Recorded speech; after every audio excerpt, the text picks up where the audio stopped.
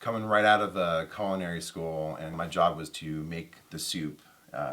And every 2 days I had to make a new soup, and my chef didn't like it when we ordered stuff just for soup because he always wanted you to rummage and find stuff in the kitchen to make the soup. So it was kind of like, find what we had, make it interesting, make it flavorful, but don't spend more money and more time than you need to.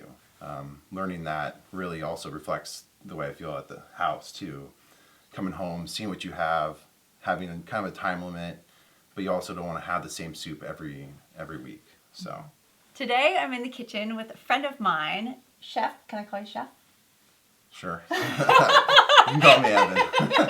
Chef Evan, and he's going to teach us how to make basic soups, vegetable soups out of pretty much anything, whatever you have in your kitchen, and how to make them delicious.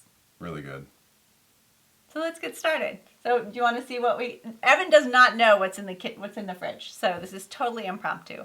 We're going to go through the fridge, see what we have, and come up with a delicious Probably soup. a lot of vegetables. Yeah, I have a lot of vegetables. I have a sad-looking bit of celery heart. Too bad, I think that's one turmeric. Leaf. This is not like a rough situation to make soup in. I've got some fermented tomato paste. Wait, I didn't. This is do you have ginger? This is. I might have ginger. I think so. Yes, I do. Well, I mean, when I look at this, I go like, what is like the main flavor dominant profile you want to have? Like, yes. So like, okay, squash. You want it to be a squash soup, but obviously, if you just did squash, it would be like not that flavorful and just one-dimensional. But you have all these other little things you have here. So, I would say definitely you have so many scraps. I would make a stock where normally I would be like, screw the stock, too much time, and you don't want to cut veggies that are nice for the stock. But like you have just like little bits and bobs. Yeah. So and little pieces of carrots and like little pieces of this. So I would say like make a really concentrated little veg stock. And then also these mushrooms aren't looking 100%, but they're super earthy and good. And really great for that base, that body of the stock. Yeah. Umami. Yeah. And I also, because it's winter, I have rosemary, thyme, and sage buried under 2 feet of snow that I can dig out. And that would be great later for like really aromatic. We'll just throw in at the end kind of thing. So what's your process? It's like when you assess the vegetables and then you decide to make a stock. What makes you decide stock versus water? Or does it depend on the star ingredient? I think for me it's like time at the house. I mean, you always want to stock. You can always add more flavor with stock or roasting before or different things. But I feel like ultimately you don't have to have the stock. It doesn't have to be the most flavorful soup in the world. Right. It just needs to be like nourishing and tasty, and you can throw some other stuff on there. So I think stock adds a lot of flavor, layers of flavor.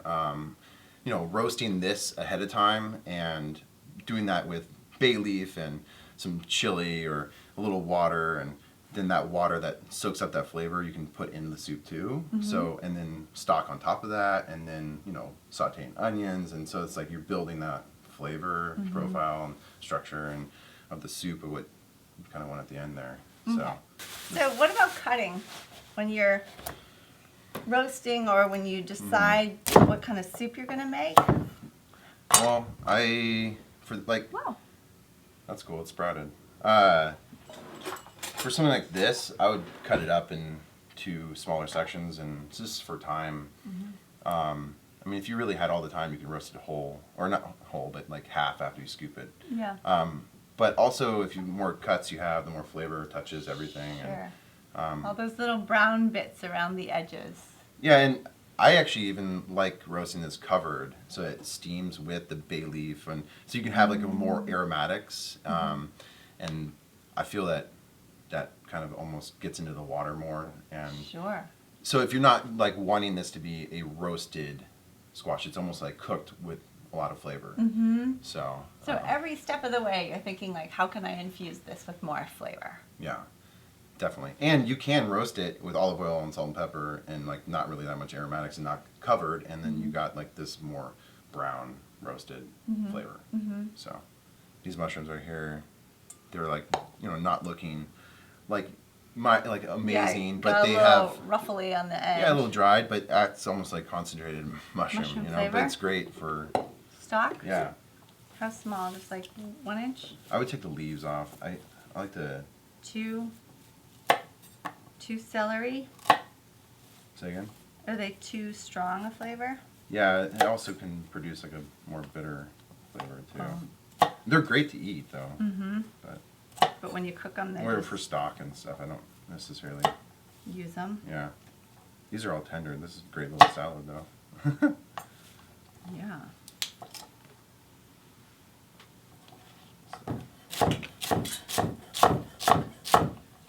I think it was, Oh, I don't do that. you don't, what do you do? Sorry. Whole? Yeah, just whole. But because this, Just they to fit kind in the pan? of yeah, like that. Just like I was almost like that was just to fit in there almost. Yeah. You don't How have come? to.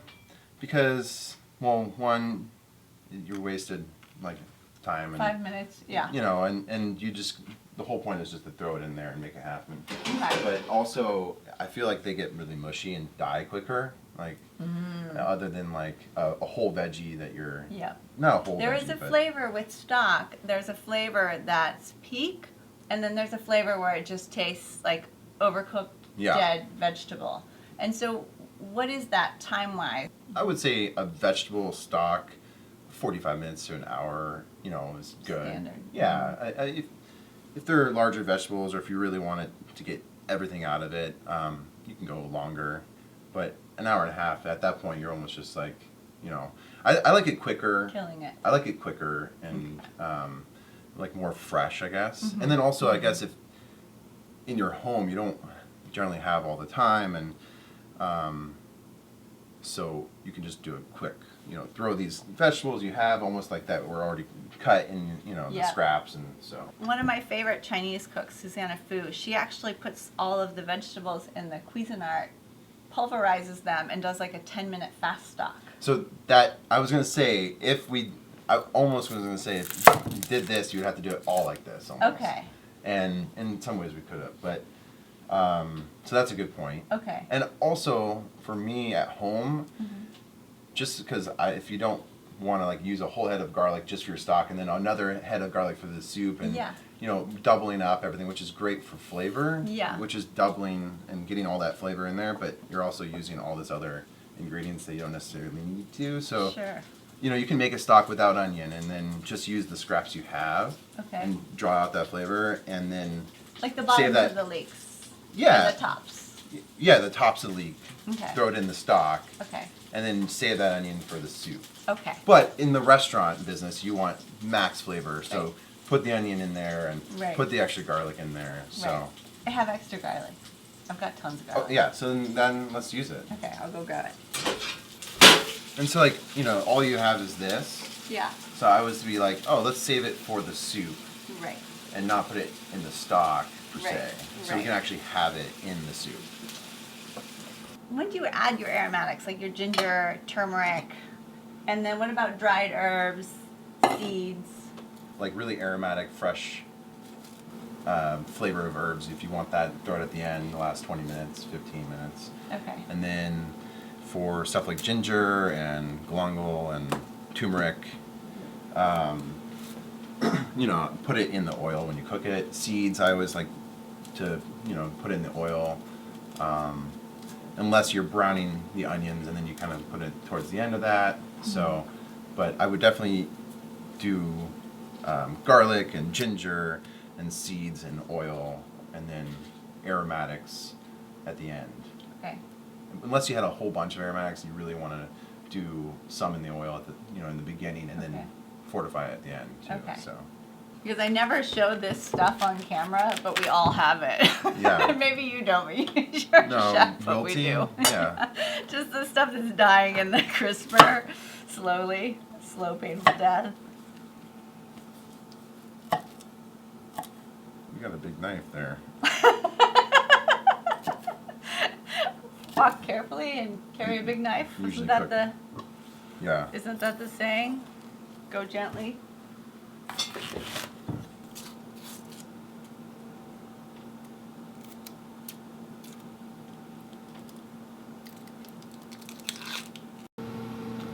Just threw some garlic in there. So I've just taken the squash, cut it open, taken out the seeds, and you're just stuffing it full of whatever. Yeah. As many herbs as you have. Now the reason we're using thyme, sage, and rosemary is because it's winter, and that's all I have in the garden. And it really, you don't have to overthink it. Sometimes it's as simple as what you have. And it's delicious with squash. Yeah, good. A little salt, a little pepper. Yeah. And do you have tinfoil? Oh, perfect. A little water. What about garlic? Oh, no. It's not going to really add much. I love this. I've never done this before. Done what? Roasted like this? Water, yeah, tinfoil. So today, originally, I invited Evan over. I won't call you Chef Evan anymore. I invited Evan over to do an instant ramen taste test. Yeah, I've been waiting all week for it. So Lucky Peach is a publication that I love. It's kind of like a, how would you describe it? Like a hipster's guide to food, like really modern, kind of edgy, but really in depth. They have some wonderful contributors. One, the guy who started it is like actually a legitimate chef. Yeah, so. Amazing. And so they did a kind of an infogram on the best instant noodles, the best ramens. And so I ordered the top 3. Curious because ramen is my nostalgic food from childhood. And do you want another layer? Yeah. And so we were going to do a taste test. But once he got here, I'm like, I don't want to waste these skills tasting ramen. So that was my selfish move. If you do want to see a ramen tasting in the future, leave a comment below. I do. I kind of do too. So covering the squash with tinfoil, and we're gonna roast it. Also, 450? Yeah. Also, what's cool about ramen is to have it in your cupboard, and then you can doctor it up so easily. Yeah, like miso, fermented chili paste, whatever you have. Soy sauce. Ginger, fish sauce. Some raw spinach. A ramen egg. I'm all about the ramen egg. I am too. Or just even an egg. So you're roasting it in the middle just because Yeah. more heat under and over? Yeah, I feel like on that stone it would Too hot. be, it would be basically sauteing it. Okay. And then the water would be gone and you get like burnt brown. Got you. Bits So. on the bottom. Okay. Yeah, it's a little more just even, gentle. Okay. So let's peel this ginger and turmeric and get the onions sweating in olive oil with the ginger and turmeric. And what's the difference between sweating and sauteing? No color. No so color. Just you want to translucent, cook through, kind of almost buttery, with no butter, onion.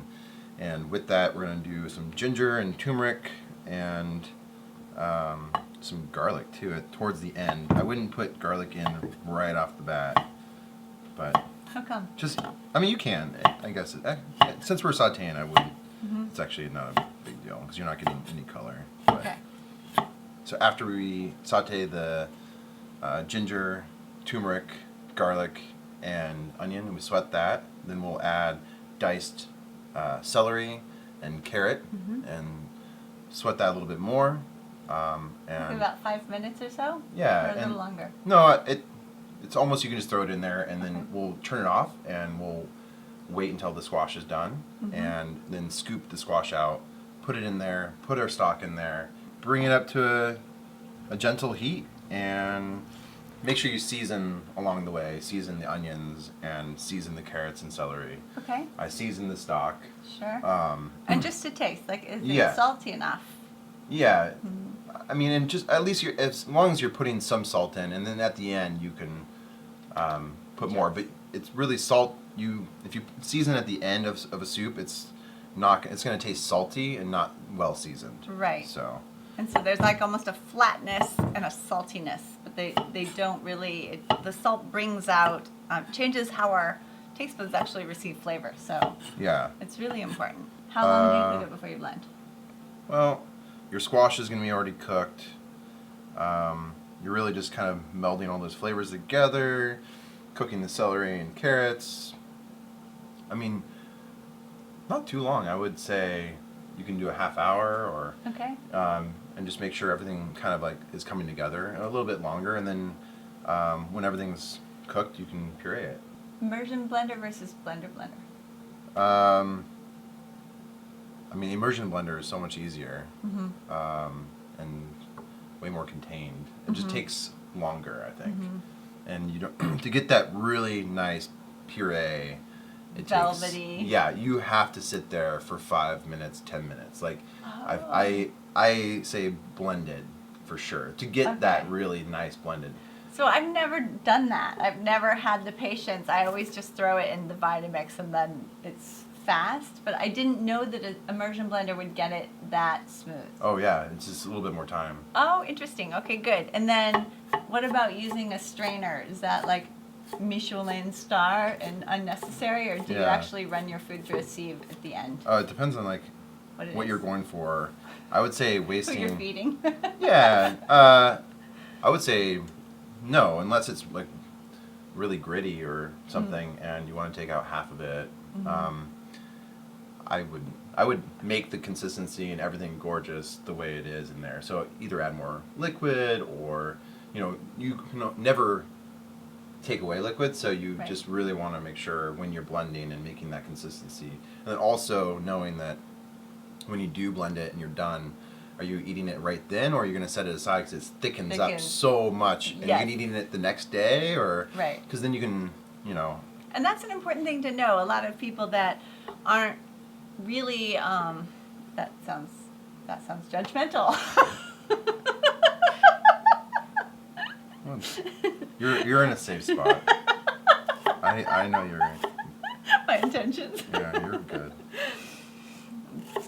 Another thing that's really interesting when I work with chefs, and there's so much fluidity to the process that they use, where a lot of home cooks and us following recipes at home will just make a certain amount of stock, and that's how much goes in the soup. But you guys are thinking about texture, you're thinking about how long it sits, whether it's going to thicken up, is it going to be off the heat for a while, and so to be mindful of that fluidity, and if you don't have enough stock, you can even add a little bit of water. Yeah. Which sometimes the texture is a little more important, even though that's not optimal. But or you can think of it like,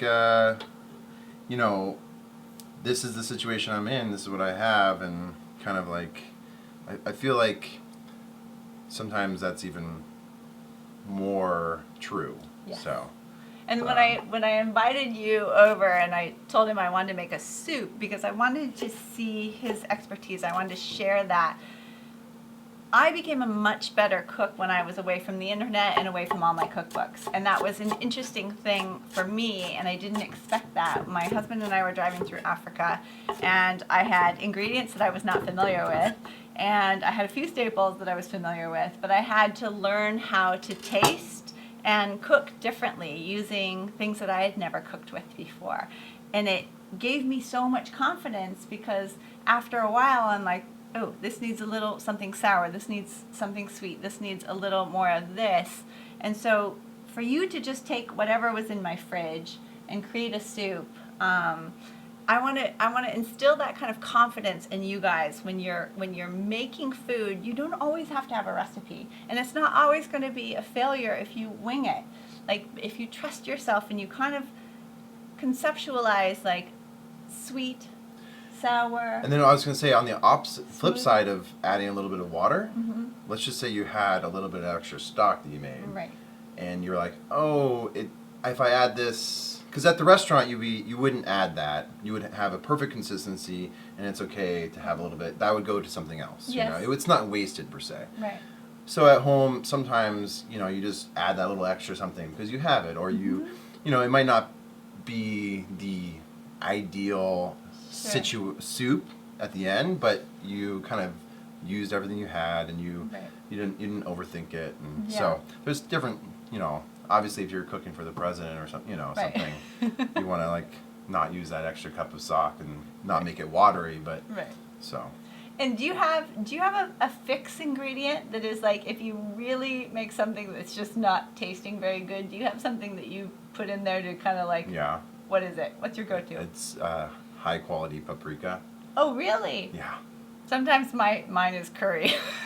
Or curry, like but that's like a. Really going south. I feel like that's like a very profile. Like it's gonna be curry soup. Yes. But like with paprika, you can have all these other flavors, and it doesn't just make it one style. Like it can be a little smoky, or like I have 2 paprikas, like one smoky and one not, and they're both like super flavorful. Yeah. And, that's a good thing. So that's basically my thing. And then how do you feel about acid at the end? I mean, you need it for some things, for sure. Would you put, like, in this one, would you put a squeeze of lemon or a little bit of vinegar? Yeah, I think so at the end to brighten it. Depends on, with all this other stuff, I think it might be pretty bright, but a little lemon. I usually do vinegar for something like this, I think. Okay. But lemon's good too. Okay. I hope you enjoyed the video. Thank you for watching. Leave comments or questions below. Are you going to be around to answer comments? Yeah. Are you interested? Yeah. So if you have questions for Chef Evan, you told me off camera you didn't want to be called Chef Evan. But if you have comments or questions for Chef Evan, leave them below in the comments. And as always, the recipe will be, no, there's no recipe. There is no recipe for this. And she knows a lot too, so. I'll put guidelines below, my process, and you looked at them. There's like 10 steps that I kind of consider when I'm making just a freestyle soup. So I'll put those below. Thank you for watching, and I'll see you in the next video. Okay, you don't have a teleprompter? They're cheap. They're not that expensive. They're like $200 or $300. I looked them up.